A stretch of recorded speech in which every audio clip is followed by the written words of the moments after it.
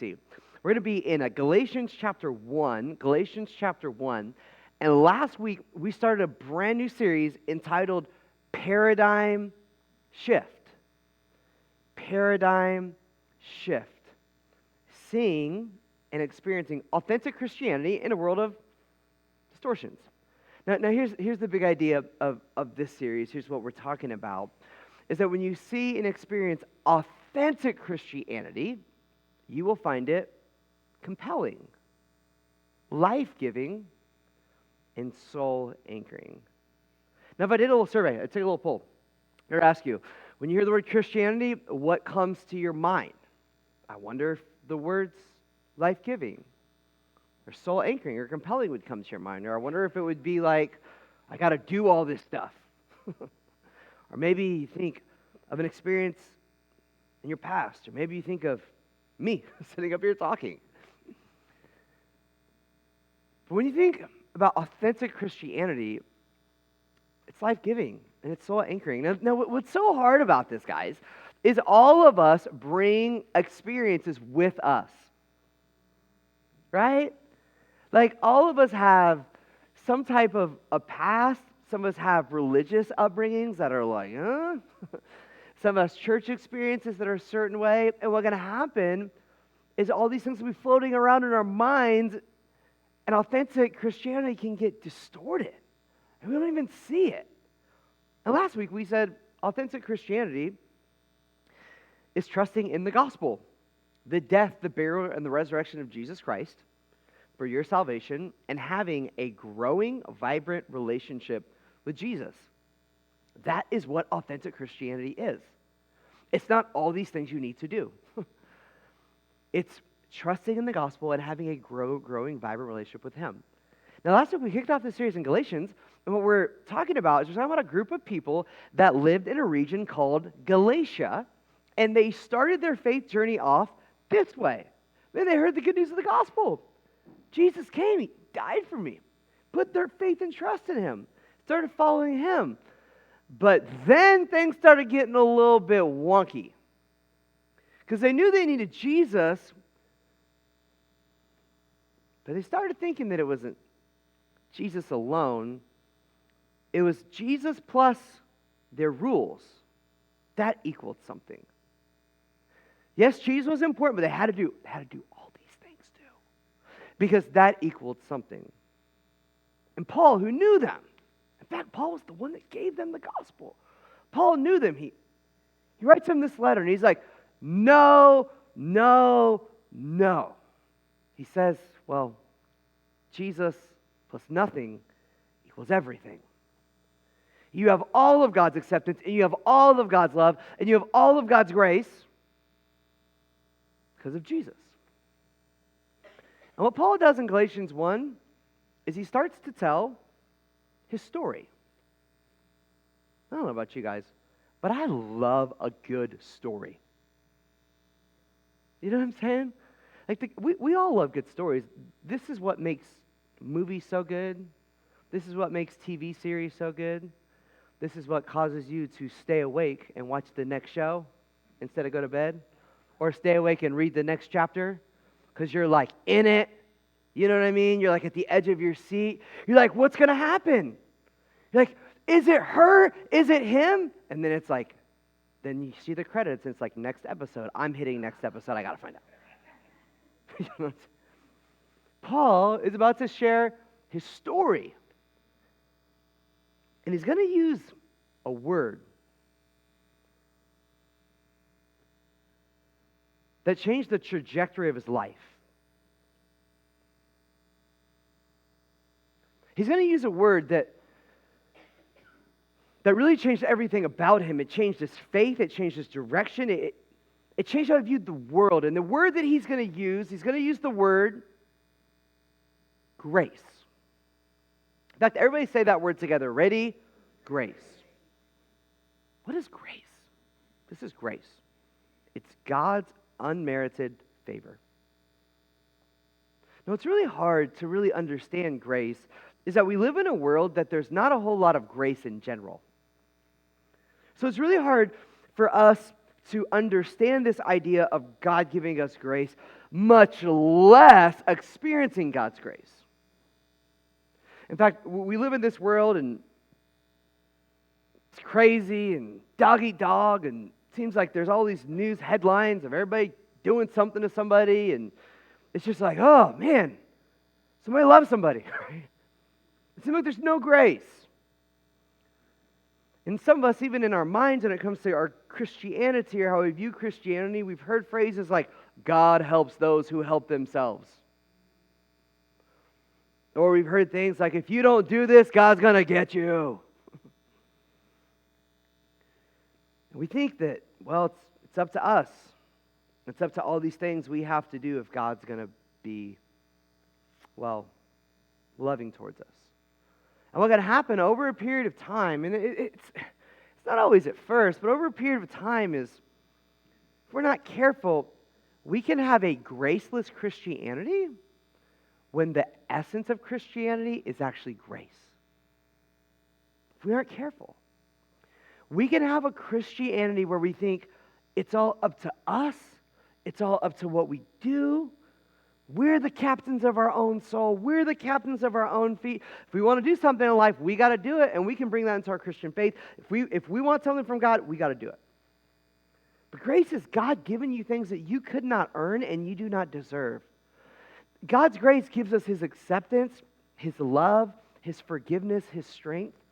And the reason why grace is so powerful is because God's grace accepts you just as you are. It gives you what you could never earn, and it changes you in the process. This is what Paul's going to tell us. You see, this guy Paul, he was a zealot, like religious zealot. This dude kept all of the rules. This guy didn't just come to church gathering on Sunday. This guy was like the zealot of all zealots. This guy kept every rule. His faith system had no space for grace. But then something happened. His eyes were opened. His eyes were opened from his religious enslavement and bondage and rule keeping. His eyes were open to this grace and open to the fact that God accepted him as he was, gave him what he could never earn, gave him forgiveness, and his life was changed in the process. And he's going to tell us a little bit about his story. And if you're ready to hear his story from Galatians 1, would you say amen this morning? All right, Galatians 1, verse 11. This is what he says. He says, I want you to know. He's talking to people at Galatia. He's like, hey, I want all you guys to know, brothers and sisters, that the gospel preached by me is not of human origins. When Paul came, he preached the gospel, the death, the burial, and the resurrection of Jesus Christ. He didn't just come and preach and say, you guys need to be nicer people. He didn't just come and preach and say, man, let's just love each other more. He came and preached the gospel, and from the gospel, everything else flowed out of that. He says, I preached the death, the burial, the resurrection of Jesus, and it's not of human origin. I wasn't like walking in the wilderness someday, and all of a sudden I just came up with this idea. Receive it from a human source, and I was not taught it. It came by a revelation of Jesus Christ. Paul had been on a trip in Acts chapter 9. You can actually read it for yourself. Acts chapter 9, he was going to a place called Damascus to persecute Jesus' followers. And he had this undeniable experience with Jesus that changed everything. And this is when he understood the gospel. This is what he's referring to. He had this revelation of, oh my goodness, this is who Jesus is. Maybe some of you have this in your life at some point. You're like, oh my goodness, I see who he is. I see his power. I see his greatness. I need him. Paul has this. In verse 13, he tells them, he's like, you've heard about my former way of life in Judaism. So these people knew the Paul before this experience. He says, I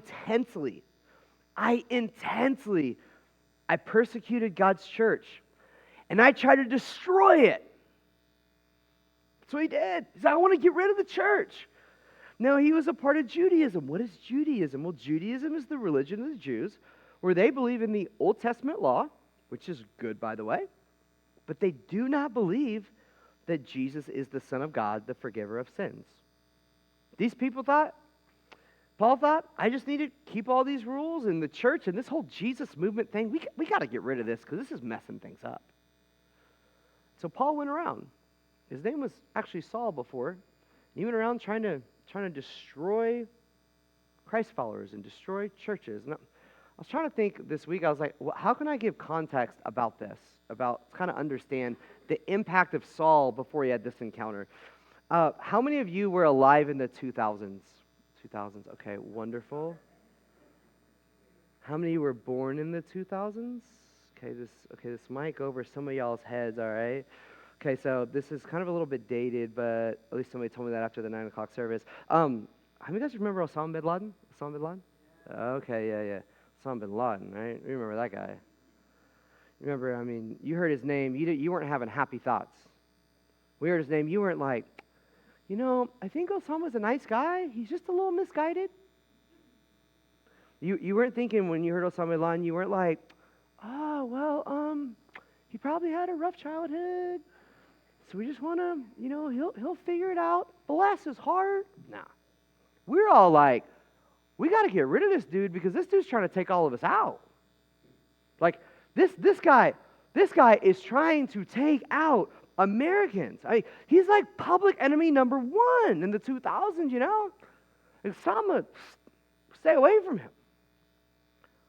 Paul was the Osama bin Laden of first century Christianity.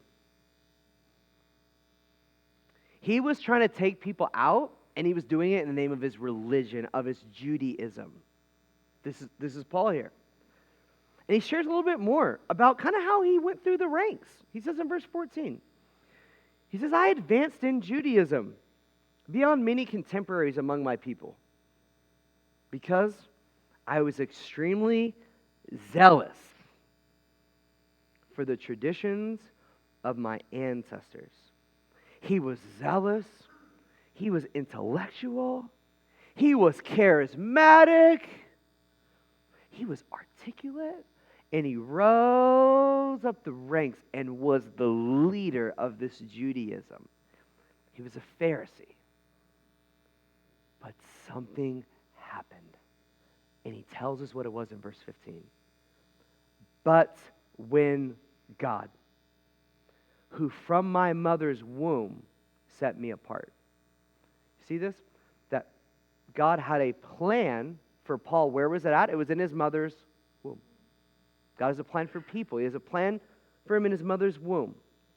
He set me apart, and he called me by his, what's that word together? By his grace. God called him, okay? So he had this way of Judaism. He had this way of persecuting the church. If you're a Jesus person, he's going to get you. Paul's after you. God called him by his grace. He was pleased, verse 16, to reveal his Son in me, God's Son, God the Father's Son, Jesus, so that I could, what's that next word? So that I could preach him among the Gentiles. Gentiles are non-Jewish people. I did not immediately consult with anybody. He wasn't like, should I do this? No. All of a sudden, Paul goes from being a Jesus hater to being a passionate Jesus follower. Go back to the Osama illustration, okay? This is like Osama bin Laden repenting of all of his hatred towards America and saying, I want to be an ambassador for the greatness of America. That's literally equivalent to what's happening here. Paul has this dramatic conversion by grace. And you know what this shows us? This is what it shows us. God's grace can change anybody. This is what it shows us. Some of you walk in the room. Maybe you're not a Jesus person. Maybe you are-ish. Maybe you do follow Jesus, but you hear a song like Miracles After Miracles, and you're just like, that can happen for them, but that can never happen for me. Like, that's good for them.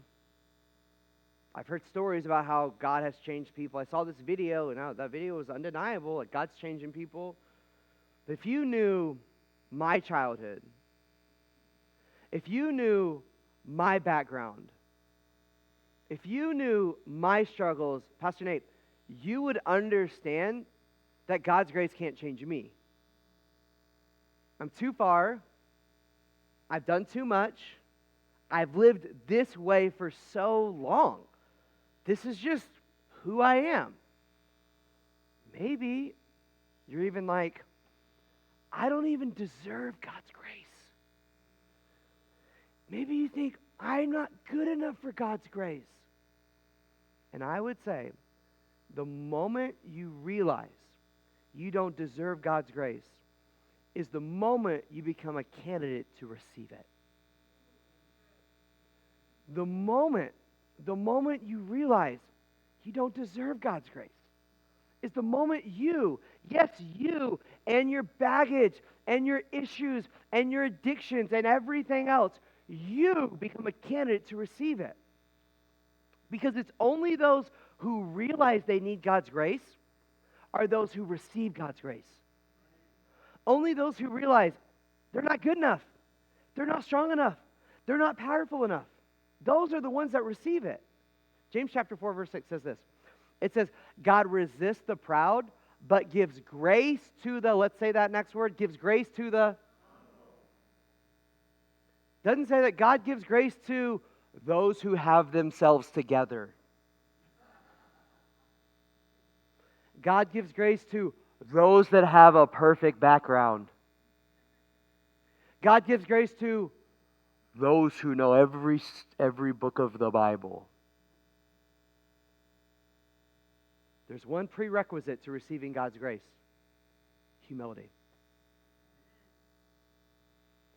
And when you look at this scripture of the people that received God's grace and the people that God used, it's mind-boggling. In fact, I want you to listen very carefully to some of the names and some of the things they've done and hear how God still accepted them. Rahab, she was a prostitute. Moses, he was a murderer. David, he was an adulterer and a murderer. Zacchaeus, he was a thief and a perpetrator of injustice. Mary Magdalene, she was demon-possessed and had major trauma in her past. And we could go on and on and on. And you read some of these names and you go through Scripture and you read some of the people that God chose, and you're almost like, God, you got bad taste. God, is there any other options? Like, why? Why? I'll tell you why. Because God's grace supersedes our sin.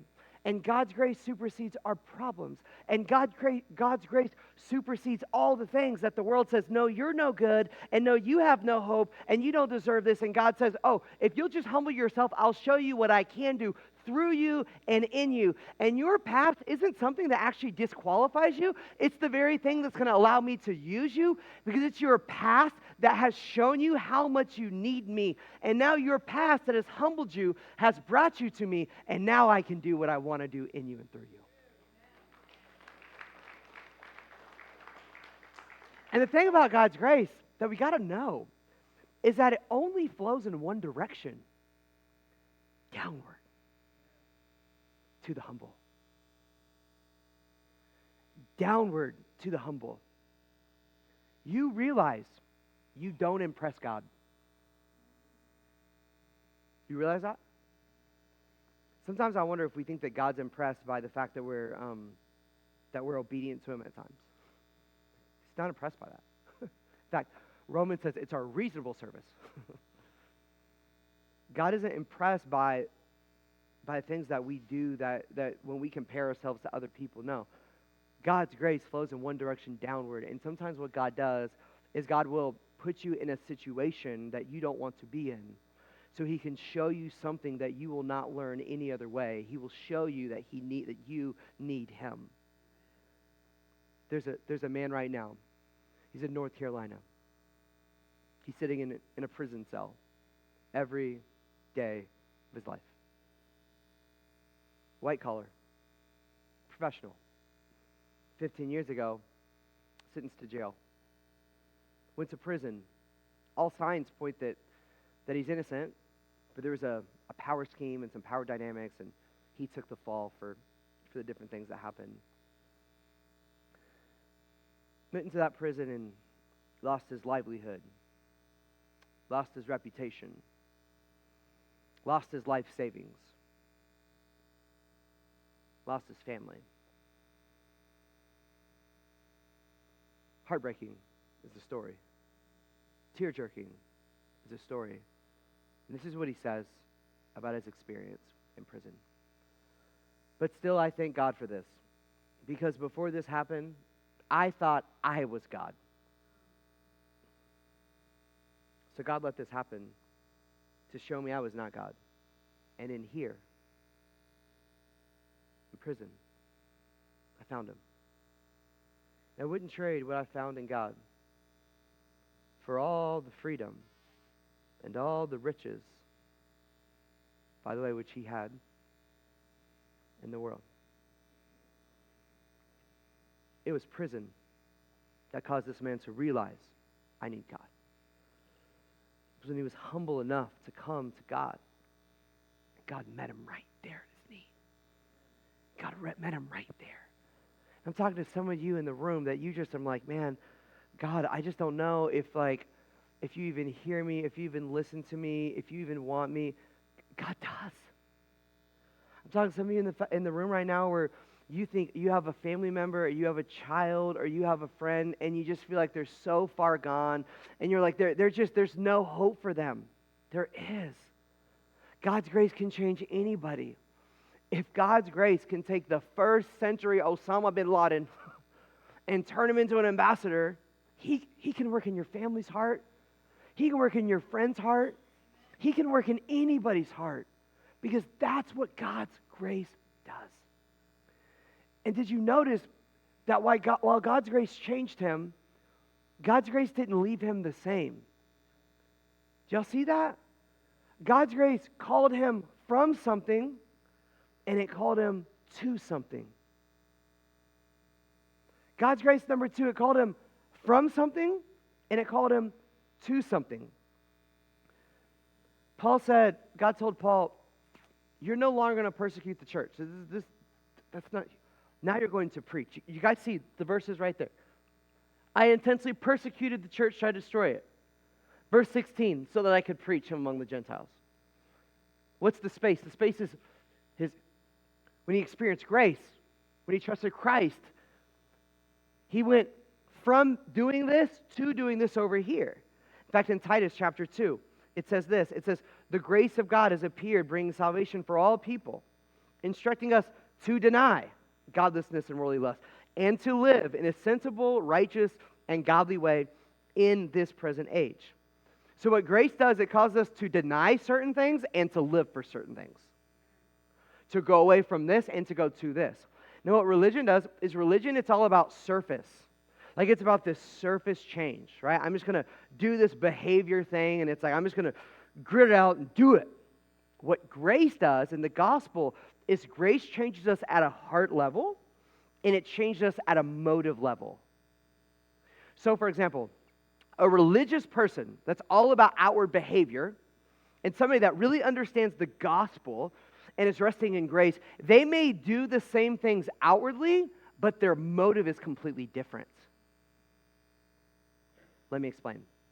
Last week, there was some great dialogue after the message last week. It was awesome. People asked a question in different ways, and it was kind of like this. We said that Jesus plus nothing equals everything. And if Jesus plus nothing equals everything, then where does obedience to God come in? Like, where does that come in? I think, we put it up on the screen. Such a good question. So we know that obedience is important, but if I don't obey to get God's acceptance, and I don't obey to get God's favor, and I don't do these things, like what's the motive? Help me understand, where does obedience come in? And it was some great dialogue, and I loved it.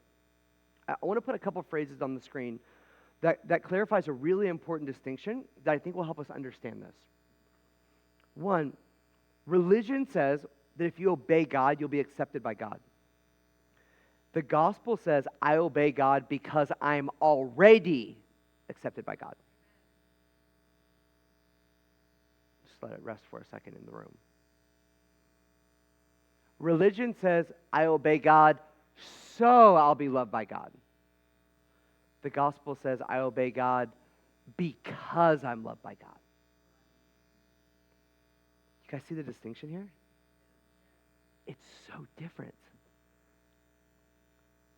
Grace changes my motive for obeying God.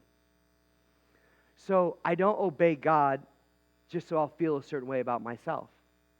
I've heard it said and I understand it. Some people are like, I obey God because it makes me feel good. If your motive is feeling good, got to be careful, bro, because there's a lot of things you can do that you probably shouldn't do that's going to make you feel good. Right? If your motive is, I'm scared because I don't want God to get me, it's not a very good motive. It's shame. If your motive is, well, I don't want to disappoint other people, I got to do this over here. It's religion, man. A grace-centered, gospel-centered motivation is, I love him because he loves me. I obey him because he already accepts me. My love for God, which fuels my obedience for him, is fueled by the fact that he loves me. Like, God's love for me fuels my love back for him, which fuels my obedience to him. So really what happens is our motive is actually love. So our motive is not guilt. Our motive is not shame. Our motive is that you are loved by God. I love God. I want to serve God. That is authentic Christianity. That's what it is. That when that kind of a motivation of love isn't one where like your arm has to be twisted or you have to feel pressure. No. It's like this. Maybe help you illustrate this. So me and my mom have a super good relationship. And my mom lives in Southern California. And I love my mom to death. I'm telling you, if my mom said, Nate, you need to jump off the bridge, I would say the Golden Gate or the Bay Bridge. I prefer the Golden Gate. It's a little nicer, you know. But I love my mom, okay? I do anything in the world for her. Moms, you know this, okay? My mom loved me and accepted me before I even knew she was around. She loved me. She cared about me. She unconditionally. I mean, she still loves me and accepts me unconditionally. I look back when I was a teenager. I'm like, Mom, how'd you do it? Because I wasn't the most lovable teenager, and she loved me and she accepted me, and even now, man, my mom isn't like, you got to do all these. She just loves me, like fiercely. I'm like, I don't understand it, Mom. Like, why do you love me so much? Why do you accept me so much? This is what it does. It gives me security, and it gives me peace. And it causes me, because I know how much she loves me, to just want to honor her in any possible way that I can. And I know this, that I don't have to do anything for her to accept me. I don't have to do anything to get her to love me. It's just her. And now I'm like thinking like, man, how can I honor my mom? Like, what can I do this week to like encourage her? What's going on? Like, I call her all the time. She's always like, I'm so glad that you called. It means the world to me. I'm like, Mom, we just talked like 2 days ago. Like, relax. You know, we do this all the time. Yeah. But this what happened. Her love for me and her acceptance, her unconditional love and acceptance of me, fuels my love for her and my desire to honor her. Now, here's what happens. Some of us in our lives, in our relationship with God, what we do is we think we have to do all these things to get God's love and God's acceptance and God's favor of our lives. And what happens is we almost stand up. Okay, this is good. Is what happens is we kind of like think we can like almost, it's almost like we're in bondage to God because we can't do enough things over here. So it's like, okay, man, I was singing in worship. I read the verse of the day. I went to church 3 weeks in a row. I did this over here. So now God accepts me. Missed church a week or two. Wasn't actually sick. I just wasn't feeling it. I cussed a few times. I did this over here. God, don't be mad at me. I'm going to go back to church. I'm back at church. God, you accept me. Let's go. In our relationship with God, it's like we bounce back and forth between a beloved child of God, it seems. Like, instead of living like a beloved child, we jump back and forth between like God accepts me based on what I do or God's really mad at me. And what it is this is no way to experience a relationship with God because God does not operate this way. He doesn't operate this way. God, Some of us, we spend our lives trying to get God's acceptance and God's favor and God's love. And here's the reality is that God's already given it to us.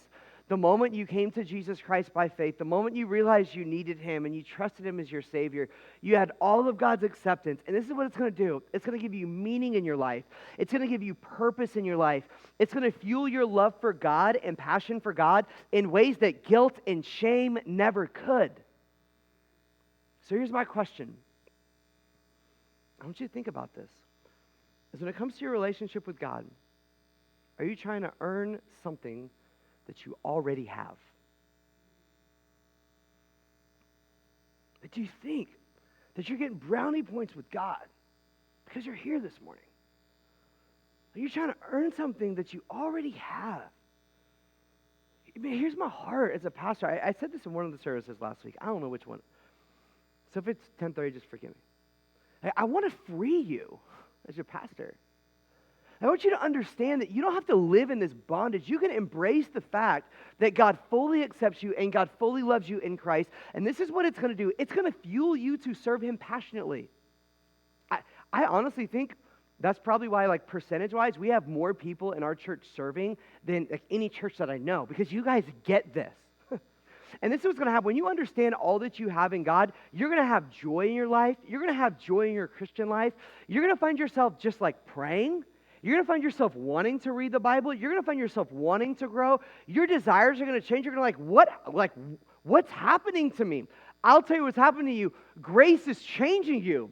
And you're understanding what God's given you. And you're like, God, I just want to serve you. I just want to do that. And while grace can give an instant change to us, sometimes there's a process of changing that happens in us, which I want to read the last few verses here, and we'll be done. That shows this. Paul says, he didn't go up to Jerusalem to those who had become apostles before me. This is after his conversion experience when he trusted Christ. He said, instead, I went up to Arabia, and I came back to Damascus. Then, after how many years does it say? After 3 years. Three years? This bro was three years. I did go up to Jerusalem to get to know Cephas. That's Peter. Hold on. This is blowing my mind. Dude was in Arabia in the desert for 3 years. I don't want to spend 3 years in the desert. I went to college in the desert for 3.5, and it was terrible. I spent 3 years in the desert. And you know what was happening in those 3 years? God's grace was forming him. God's grace was molding him. God's grace was changing him while he was waiting. Oh, I wish I could have more time to talk about this, but some of y'all right now, you're in a waiting season. Can I just say, hold on, because God's grace might be forming and molding and working in you right now, and you may not see it right now on the front end, but I promise by God's grace you'll see it on the back end if you hold on. If you hold on. He's in Arabia. God's forming him. He's spending years in the desert. Then what does he do? He goes to Jerusalem to get to know Cephas. This is Peter. He stays with him 15 days. And then he's getting involved in relationships and spending time with Peter. It's so important that we don't just come and gather and you guys hear me talk for 30 minutes or whatever and we sing some songs. What's important is that we have relationships with each other. And this is one of the reasons why today after the 10:30 service we have Connect Lunch. If you are newish, we want you to come to Connect Lunch. By the way, if you're not newish, we have I think 25 people or something RSVP'd for Connect Lunch. We had to move it from the upstairs cafe to down here. It's going to be awesome. If you're newish, come to Connect Lunch. Why? Because we want you to be a part of a grace-centered community. This is why we have growth groups and community groups happening in May. There's 12 of them. We just want you to find one that'll fit for you. Why? We want you to be in community. I know people are scary and people are weird, especially church people, for crying out loud. I get it. But we want you to be in community. This is what Paul did. We're formed in community. Then in verse 19, Paul says this, I didn't see any of the other apostles except James, the Lord's brother, talking about when he was in Jerusalem. But I declared in the sight of God, I'm not lying in what I write to you. He's like, guys, I'm telling y'all the truth. This is who I am. This is my story. Afterward, I went to the regions of Syria and Cilicia. I remained personally unknown to the Judean churches that are in Christ. They simply kept hearing, He who formerly persecuted us now preaches the faith he once tried to destroy. This is what they did. They glorified God because of me. They just kept hearing, grace has changed that guy's life.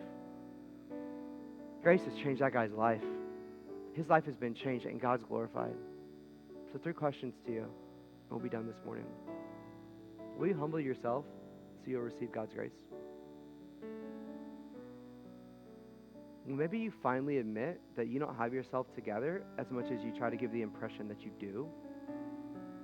Yes, you. The thoughts that you have that nobody knows about, the things that you feel that nobody knows about, the things you don't even want to admit to yourself. Those are the things that you bring before God. Like, God, this is where I am. In that moment, God meets you with His grace. Are you trying to earn something that God's already given you by His grace? Is the motive of your Christian life, of your obedience, God, I have to do this for you so I can have more of this from you? Or is the motive, God, you've given me all of these things, so out of joyful obedience, I just want to serve and follow and love?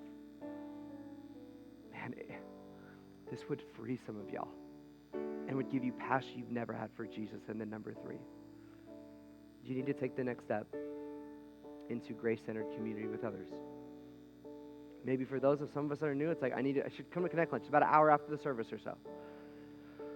Maybe others of you, it's like, I need to be in a group coming up. Starts the first week of May. Why? I need to get in community with other people. Why? So we can experience this grace together. Wherever you are, however God's speaking, let's all bow our heads and close our eyes right now. And let's just